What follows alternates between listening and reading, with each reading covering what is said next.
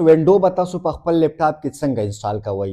دا سټوډنټ زما خوا له راغلی دی او دا وایي چې دا لپټاپ یې راوړی دی چې دې لپټاپ ته راله وینډو وکړه.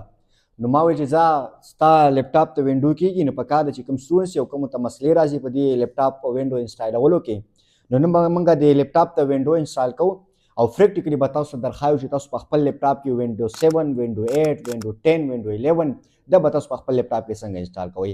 د دغه نه مخکې امپورټنټلی چې کومې خبرې دي دا تاسو په خپل ذهن کې کېدوئ چې اول خو یو اس بي چې کومه ده دا د 32 جی بي نه کمه یو اس بي نه ده پکار. که ته 16 جی بي راولې او که 8 جی بي یو اس بي ته خپل لپټاپ ته لګې دا به بیا نه انسټالیږي.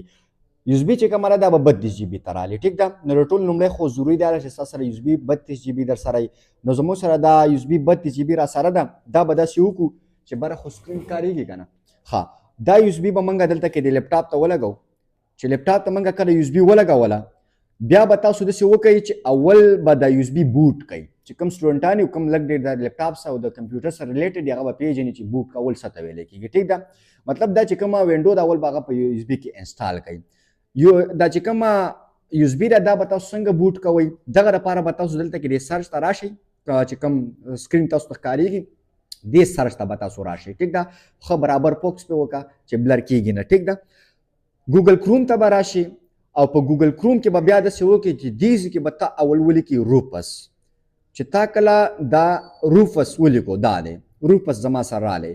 زه به تاسو ته دا سکرین لږ غټ کړم چې تاسو ته ښکارېږي. دا روپس چې کله ما دلته کې ولیکو نو دا دی روپس زما سره رالی. دلته کې به تاسو راشئ روپس کریټ بوټ ایبل یو اس بي په دې باندې به تاسو کلیک وکئ او بیا به تاسو دلته کې لږ لاندې راشئ. چې تاسو کله لاندې راشئ دا پلانې چې کوم لینک دی دا به د ځان سره تاسو څه کوئ دا روپس 4.12 چې کوم دغه دی دا به تاسو ځان سره انسټال کوئ. دا وینډو 64 دی. ټیک ده. او 1.9 د دې سایز دی. دا به تاسو څه کوئ د ځان سره دې باندې به کلیک وکړئ نو په دې ځای باندې به ستاسو سره دلته کې ډاونلوډینګ سټارټ شي. دا تاسو شئ کتلی دا زما سره څه شو ډاونلوډ شو. د دې نه بعد به بیا تاسو داسې وکړئ ډېر سټوډنټ چې دا کوم دا د پلس نشان دی دا به ووښئ او دلته کې به تاسو اوس ولیکئ فرض که زه انسټالوم آیسو فایل وینډو 10 دې باندې به تاسو کلیک وکئ. دغه بیا به په دې باندې کلیک وکئ په ډاونلوډ وینډو باندې به کلیک وکئ. بیا اکثر دې ځای کې اوس یو پوینټ دا دی ډېر سټوډنټس چې اکثر سټوډنټان په دې ځای کې غلطي کوي راشي ډایرکټ په ډاونلوډ باندې کلیک وکړي.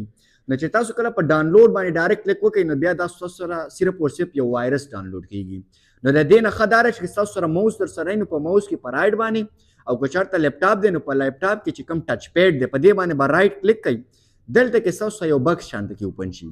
په دې بکس کې دا د غونډو اخیرنی زما سره دی انسپیکټ په دې باندې به تاسو کلیک وکئ. چې تاسو کله کلیک وکړو دلته کې دا وګوره دا ایریا زما سره کولاو شوله. دلته کې د دې ایلیمنټس نه بعد دلته کې دا د موبایل په شان اپشن راځي. دلته ویل کېږي ټوګلی ډیوایس ټول بار او د دې شارټکټ کې دا کنټرول پلس شیپ پلس ایم دا چې تاسو کله وخی په دې باندې به کلیک وکئ. چې په دې باندې تاسو کله کلیک وکړو بیا به تاسو داسې وکئ چې دا چې کوم لیپټاپ دی د کنټرول آر نه به دا لږ ریفریش کوي. چې دا تاسو کله ریفریش کو اوس لاندې راشه که دا ځان سره بندیم دا بند کوي څه مسله نشته. دا اوس ختم که زمونږ اوس کار دی د دې شي سره تاسو چې کله لاندې راشئ دا وګوره بیا ډاونلوډ نه راغلی نو مطلب هغه چې کوم شیز دی هغه لا نه دی سلیکټ شوی. تاسو به بیا رایټ کلیک کوئ بیا به راشئ انسپیکټ ته دا ستاسو خیر دی په دې کې به ستاسو بېرته واپس ریویژن هم وشي. ټیک ده. او بیا به په دې باندې کلیک وکئ او بیا به څه کوئ کنټرول آر به کوئ. ټیک ده.